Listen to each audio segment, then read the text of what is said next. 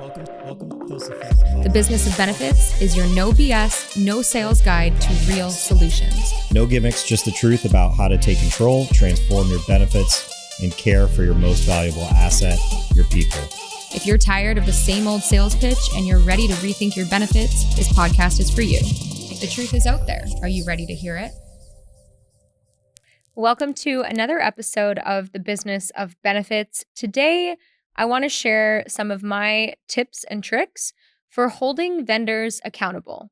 So in my world of unbundling and custom designing healthcare plans, that means that my team is generally quarterbacking and managing somewhere between at least 4, sometimes up to 10 vendors per plan, maybe even more in really complex, larger cases. So that's a lot of pieces potentially to manage, right?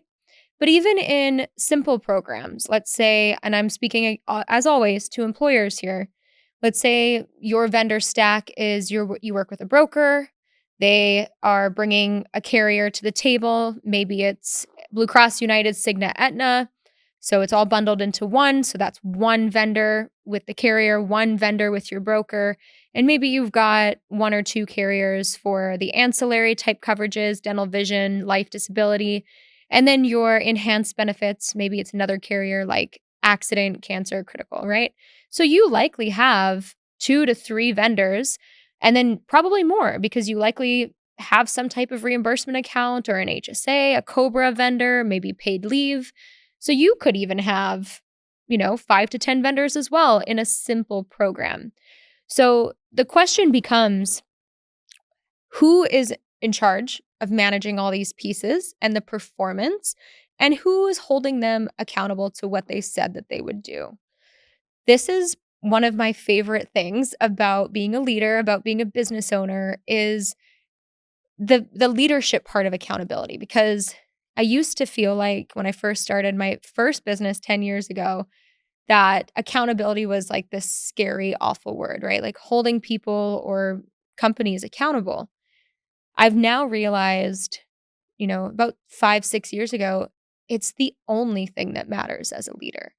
I actually argue I'm not a founder, I'm not a CEO, I'm not a president. I am a CAO, Chief Accountability Officer. And once as leaders, we recognize that our only job is to hold others accountable in an inspiring and empowering fashion, not a punitive one. That's really where magic happens. And I think one of the reasons that our programs are so successful is because not only am I holding my team accountable to the highest fiduciary, ethical, and service and performance standards, but because I've done that with them, they do that with every vendor. It's the most beautiful thing. I'll share some examples a little bit later of how our team does this. But for everybody listening, the point of today's talk is essentially, I'm going to tell you how to manage and hold vendors accountable, and also how you can do this with your teams. So whether it's, again, your broker or one of the dozens of parts of a healthcare plan, a vendor, it all starts in the RFP proposal process. So if you aren't very clear about what it is you're looking for in the proposal process, right? So you put out a PBM RFP, you put out a TPA RFP, or maybe you're going directly to carriers. Regardless of which part of the plan we're shopping, we send out an incredibly detailed RFP. It's going to include everything like, oh my goodness, we could spend literally an entire session just on this, but anything about integrations. What technology do we currently have in place? Do you integrate well with that? Are you going to charge us a fee? Watch out for these sneaky setup and implementation fees, right? Do you work well with the other vendors that are currently in the plan? Do you not? Do you have cyber insurance? Do you have or cybersecurity? Cybersecurity measures, cybersecurity insurance? Do you have any conflicts of interest with the current plan design or any other vendors that you might be recommending we work with? How do you get paid? Like, do you make a fee? Do you have a percentage of savings? Are you making a commission? When do you get paid? How often do you get paid? Are there hidden compensation? I literally ask this in my RFPs. Are you hiding compensation somewhere that I can't read about in a contract? Other things to look for in the RFP process. Again, what integrates, what doesn't? What compliance items will you assist us with? What are you in charge of? What are we in charge of? What is the client in charge of? I had a situation recently, to give you an example. The RFP that was sent out asked this PBM if they handle this PBM and TPA, if they work together to handle the RxDC reporting that's due June 1st. The response back was yes. And then all of a sudden this year, and RxDC reporting, it's due for the prior year. We got a bill for like $2,000 for them to do it. And specifically on the RFP, it said, yes, we do this at no cost. So because we asked, because they responded, and when I reviewed the contract, no mention of this at all, but just thrown onto the monthly or the weekly claims as an additional administrative fee for RxDC. So again, work with people who are looking at this and actually monitoring it, because it would have been very easy for that not to be caught. But those are the kinds of questions that you want to ask. What types of fees are going to come up later in the year that are going to be little surprises, right, that nobody wants? What is your onboarding process like? If your onboarding sucks and we are regretting our decision pretty early, what options do we have? Do you have any implementation performance guarantees? Do you have performance guarantees in general? I prefer contracts. I will rarely sign a contract that doesn't guarantee performance for my clients. So, things happen. Like, we've had situations where with an ancillary carrier, they promise the world with their disability programs and their disability filing, and you have direct access to a claims analyst. And then we actually get into it, 3 months down the road, and we're calling a 1-800 number. And I'm like, well, where's our analyst that was promised to us? Oh, well, the group's not large enough. They have 1,200 employees. How are they not large enough? By the way, you said we would have this. So, you learn those things, those kind of hard knock lessons, if you will, early on. And then every single time we've learned one of those, we've added them into our RFP. So another thing I recommend in your RFP kind of procurement process, demo the shit out of everything. Look at every system. If somebody's like, I've got this awesome disability claims platform, it's so much better than what they have currently, or a data analytics, right? Hey, we do predictive AI and this and that. I can't tell you how many times I've had people tell me that their systems do these things, and then I demo them and I'm like, where's it at?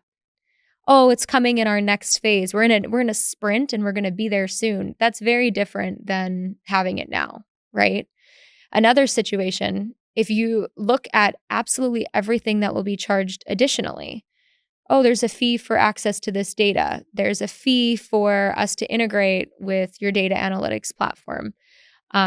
Or how about this? A recent one, we have our own data platform that the employer can access. Sure, can we see it? No, it's not ready yet. When's it ready?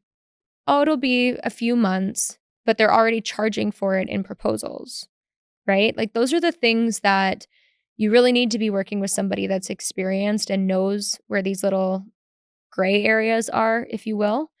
But my point in all of this is that usually, if you're having a problem with a vendor, whether it's your broker, your carrier, your TPA, whoever, your DPC, whoever, it's likely because the due diligence wasn't quite there in the RFP process. I am a firm believer, and I think, I know my husband, for one, is super annoyed at this, but I think maybe my team too. I am a firm believer that you can create a process to avoid pretty much every single problem that you'll ever encounter. Donovan Reikus will disagree with me. He thinks that some things don't need a process, like not everything. But that's how I've operated this business. That's how I've designed the operations at Ethos Benefits, is every single time over the last 10 years we've had a lesson, guess what? It's turned into a process. It's turned into part of a workflow. It's turned into our electronic digital process. And now it's never happened again. It's beautiful. So if you have these things that are happening this plan year, right? You are talking to a consultant, you're telling them, we're not happy with our dental, we're not happy with this XYZ for this reason. And they say, oh, that's an easy fix. Okay, get some proof. Like, how are they fixing it? How are you going to know that it's different other than you just like them and trust them, right? So demo the systems, meet the team that you're actually going to be working with. Don't trust just the salesperson, right? Like, meet the people who every single day are going to be the ones solving your problems. I also recommend don't just meet the team that's solving your problems, meet the team that you would have to go to the next level. Like, if that team's not meeting your needs and you need to escalate something, it really sucks to go to that team when like shit's hitting the fan. It's much nicer to have that conversation as part of the recruitment process or the onboarding process of they're going to get new business. They're all excited. They want to meet with you. They think there's the potential for future business. That's a much easier way to meet leadership and people who can actually solve your problems quickly than when you've had a bunch of issues with their team, because they're in a position now where they need to kind of protect their team. They don't want to throw them under the bus, depending how big the issue is. They're going to be a little bit more standoffish, or they're going to tell you everything you want to hear and hopefully actually fix it. But either way, if you have an existing relationship where you can reach out to them and say, hey, we actually met during an onboarding call for XYZ client. Unfortunately, some of the standards that we agreed to aren't actually being upheld. I'd love to have just a quick 15-minute chat. I have some ideas on how we can fix this. The other thing, well, we'll wait actually on that. Let's keep going for RFP. So meet the team that's actually working with you, not just the salesperson. Meet the leadership that things would be escalated to. So again, you're not contacting them when everybody already knows your name and nobody wants to talk to you. And let's see what else I want to include in this. Oh, this is a good one. What is the offboarding process like? So let's say this vendor totally shits the bed. We want to fire you. we have to fire you, whatever the reason. What does the offboarding process look like? Most companies and most brokers and vendors are like very apt at sharing their onboarding process. But if this doesn't go well and we need to break up, what does that look like? And I will warn you, a lot of contracts have really wacky termination clauses that do not favor employers and do not favor us. So, and us being employers, if you're sitting on that side of the table with them, right? So look for those things. You don't want to enter into contracts where you have to pay to terminate somebody for poor performance. Or I've heard people say, oh, we're in a 3-year contract with our consultant. That's interesting. Can you get out of it? Well, we'd have to pay $100,000. Wow. So look and read the contracts, right? So the RFP process is incredibly important. It's not just, let's have a meeting, see if the teams vibe. Yay. Okay, numbers look good. Let's move on. There is so much more to ask when it comes to the RFP process and choosing your broker, choosing your carrier, your TPA, all of it. And then the most important thing, once you've decided who that core team's going to be, right? Like, as the consultant for my groups, I'm doing the majority of this legwork, but it's only after I know very in depth what it is that they're looking for, what's worked in the past, what hasn't worked in the past, what's the culture like at their company, who's managing the benefits programs, what's the skill level of the person managing the benefits program. The other kind of unique thing about Ethos is because we are doing so much of the day-to-day management for our clients, we're able to progress employers into more complex, sustainable, performance-based plans because we don't have to ask the HR teams to do everything. It's not this huge administrative burden that they're used to hearing like, oh, well, if you walk this path, it's going to be a lot more work. It's not actually that much more work when you're partnering with a firm that's owning and taking on that process. So the RFP process, absolutely huge. Know not only what it means to get into business with somebody, but what it means to get out of business with somebody. Do you have a certain number of days that you have to give them notice if you wanted to terminate? And then I would also make sure that included in these contracts are, who do they have co-fiduciary status? Are they functional fiduciaries? Are they willing to take on any risk? Like those types of things should be obviously written down, not just a sales pitch. Okay. So once you've actually chosen your vendor stack, whether it's the employer that's running point on managing all of them, or it's the consultant that's the quarterback, like it is in our case, the contract review is so important, right? So you've had all these meetings, you've vetted the shit out of all these solutions, you've come up with this great master plan for the year, you know how it's going to have downstream impacts, you know how to get out if we need to get out, you know what it's going to look like in 2 to 3 years. The other thing in the RFP process, well, this will fit into contracts actually, fees. How do fees look over the next 2 to 3 years, right? I can't tell you early on in my business how many times I signed a 1-year contract. It was fair, it was like a software, like maybe a text messaging software, and it's $1,500 a month. Okay. And then I come up for renewal and it's like $3,200 a month. What? Absolutely not. Like nothing warranted that change. The program hasn't gotten better. We haven't, nothing's changed. Rate caps or performance-based arrangements or something that protects you from like a double-digit increase. Obviously, you can't do that with like stop loss because that's going to be risk dependent and claims dependent, experience dependent, but you can do that with softwares and even your broker, right? You can say fees they can go up at this pace as long as you're meeting XYZ criteria, right? There needs to be, we always say that if we're going to ask for a raise, we're going to deliver 10x the value of whatever that raise is. And we do consistently. And in the 10 years we've been doing this, we've never once got pushback from a raise because we don't ask for it when it's not warranted. We ask for it after we've delivered exceptional results that show 10x the value of whatever the request. Okay, so contract review. Make sure that they actually match what everybody talked to you about in the sales process, what you saw in the demo, what was said to you from the leadership team. We've been told, I remember being told once from a reference-based pricing vendor, oh yeah, we have this little credit card that employees can use if they get in a bind and there's some issues with the providers, employees get this little credit card and it works up to $3,000. And I was like, interesting. And then a situation arose where that would have been handy dandy and went and reached out to the vendor and asked them about that. Oh, well, it's not that amount of money. It's $300 and it has all these stipulations around it and it's actually really hard to use. It's like, okay, that's very, very different, right? But again, that one, early learning lesson in my business, that was on me. I didn't vet it appropriately. I didn't get proof. I didn't get it in writing. I didn't put it in a contract. That is on me, right? Like I am the quarterback. I fumbled. All right. So again, look out for those tricky termination clauses. Add in the performance guarantees to the contract.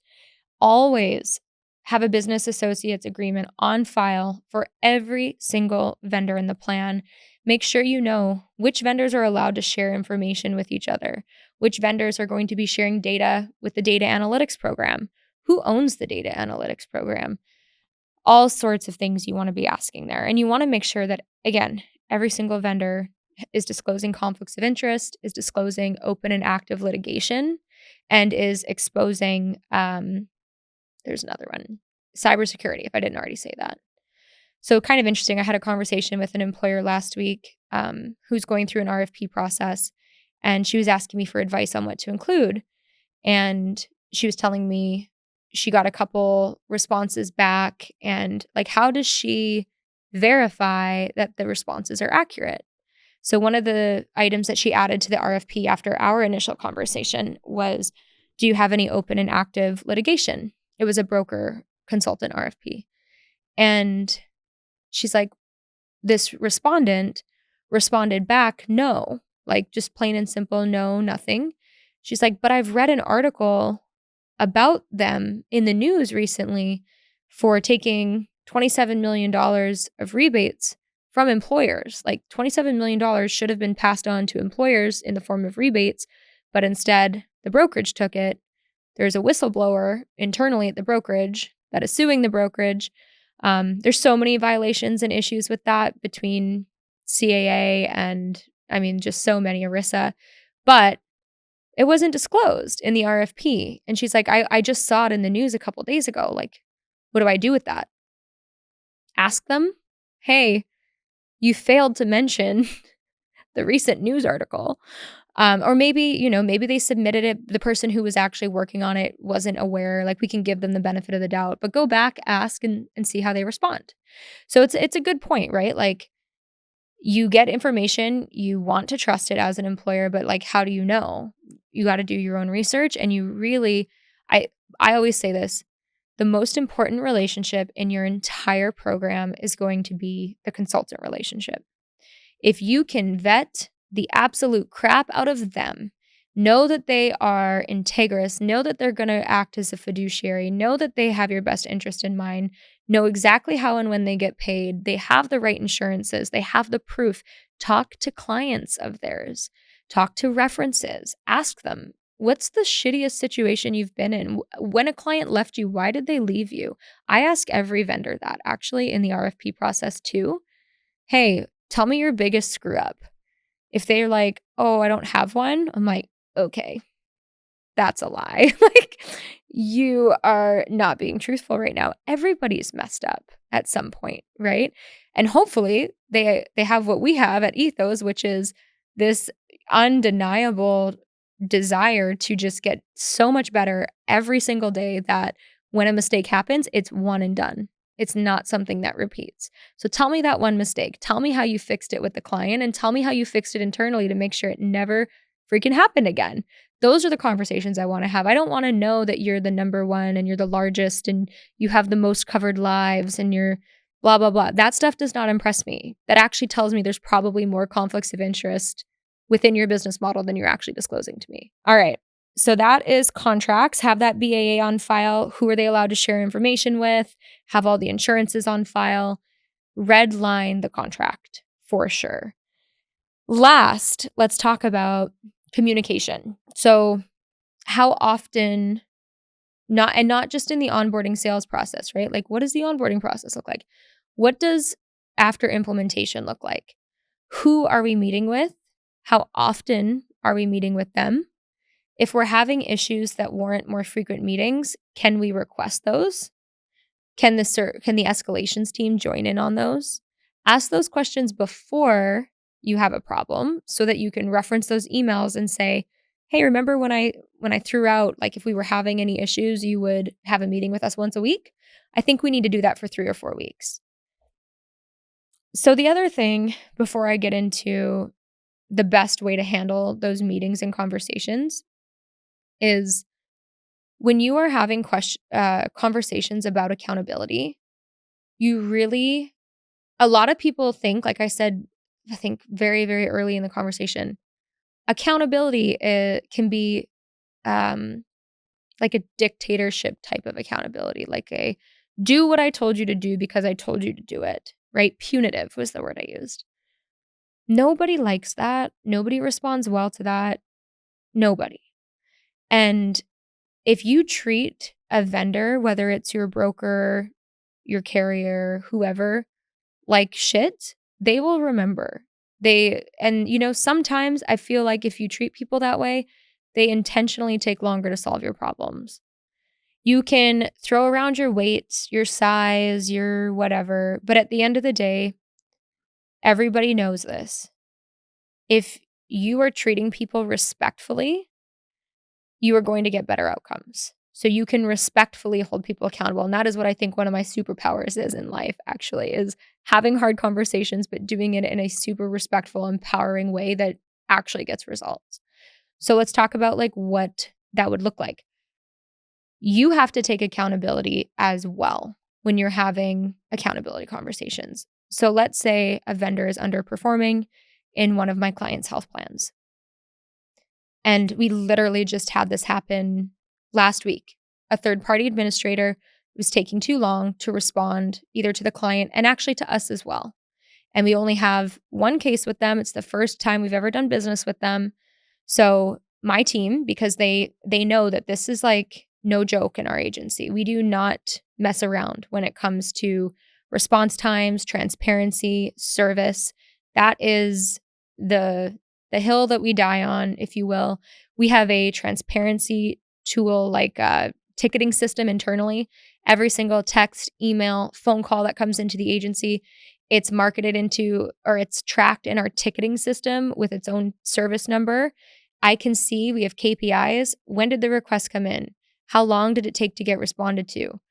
How long is the anticipated resolution date? How many times have we communicated back to the member or the employer with an update? Who are we waiting on? If it says on hold, carrier, on hold, employee, on hold, provider, on hold, employer, on hold, ethos, I can see exactly why something's not getting done. And all I have to do is open up my system, and it's a dashboard that's right there. And guess what? Clients have that too. We also have weekly calls, or biweekly or monthly, depending on how often the client wants to see us. They have that with their service team. They get an agenda 24 hours ahead of time. It shows every single request that is actively open, when it arrived, last response date. We also assign urgency to it. Is this hot, warm, cold? Like, is this something that needs to be resolved today? Is this something that's going to take a minute? They have that. They can see it, and they know exactly where we are, and we're not scared to show them because no balls are being dropped, because we have so many freaking processes that they don't get dropped. So if you look for vendors that have that level of transparency and accountability in their systems and in their processes. So going back to this story, TPA is underperforming, not meeting the same standards that we have. And granted, I feel a little bit bad for them. Our team is just, and I'm really not trying to sound like I'm bragging, I swear, but our team is so dang good. They respond so fast. They care so much. I have hired for values, and I firmly believe I have the best team in the nation at what we do, at least. And this client's just very used to that white glove, like to us knowing the answer. It's not, we're going to go into the carrier and we're going to wait 7 days and get you an answer. Like, we figure shit out. We make shit happen. That is our values. So they're used to that. So when they go to the TPA for something, and then they learn, okay, let's just go through ethos because they'll get it done faster. But when they've gone to the TPA and they've had to wait, they're not happy, right? So it's about setting those expectations, because we did set those expectations in the RFP process that, the way that clients experience us needs to be the same with all the vendors that we choose. So if your response time is 5 to 7 days, that's not going to work. So what is your average response time, et cetera? So we have a meeting with this TPA without the client. I didn't want to bring them in until we had a plan for resolution. And the conversation was simple. So, hey guys, this is what we agreed to in the RFP process. This is what's in the contract. This is what's actually happening. Here, XYZ, somebody, like the person on my team here, has sent the agenda 24 hours ahead of time. Here are all the issues that we're having. We'd like updates on these. And make it clear, guys, when you send out an agenda, especially if you're having one of these accountability meetings, sending out an agenda isn't like, hey guys, we're going to talk about this, and then everyone's going to go back, and then in 2 weeks later, we're going to reconvene with answers. No, make it very clear. Like, send the agenda out a week, 3 days, 4 days, depending on the severity of the issue, and say, we expect answers or at least progress on the following items when we meet. Don't bring 7 people to a meeting to sit there to talk about all the shit that's going wrong. Have an answer, have an update for us. That is my biggest pet peeve, is when we have accountability check-in meetings that nothing's actually getting done and everyone's sitting there wasting time. So set that standard. So we have this meeting. Agenda sent. I just kicked it off with, look, and I think this is the secret to accountability. If there is something that my team or my client is doing that is making it harder for your team to be successful and meet the metrics that we've already agreed upon, please let me know, and we will change our process, or I will talk to the client. But if you think that, it's not coming to you from us, like the issues aren't being stemmed from either us or the client, and rather it's something internally that's going on. I need to know when you're going to figure it out, if you have a process to figure it out, and how that's going to impact us in the meantime. And do we have a resolution date for all of these things? From there, when you can go into a conversation with enough humility to say, if I'm a part of the problem, please tell me, right? Because you don't want like vendors that are scared of you. They should be able to give you feedback too. The crux of accountability, y'all, is feedback. It only works if there's two-way feedback. So be able to ask for it, be able to say, if I've done something that's made it harder for your team to be successful, please tell us, because none of us are winning in the way that it's working right now. From there, set up a regular cadence of meetings. Again, the agendas go out and have those meetings. Make it clear, we don't need to meet with you every week for the rest of the plan year. We need to meet with you every week until your shit's working right? Until you've resolved my problems, until my client's happy. That's okay. So don't be afraid to like have conversations, but don't go in there with pointing the finger. Go in there with collaboratively, is there something we can do on our end to make it easier for your team to meet the objectives that we all agreed on? Okay. I think that's all I wanted to chat about on this. So holding people accountable. The last thing I'll mention, holding vendors, managing vendors, accountability. That's definitely a skill. It's something that's learned over time. But again, if you can have processes, especially with the RFP procurement side, all of the issues downstream will be much less if you've already weeded out the potential problems on the front end. So RFP, have a solid procurement process, know where those breakdowns are going to happen, be able to ask about them then. Whatever they say, make sure it's reflected in the actual contract and the service agreement.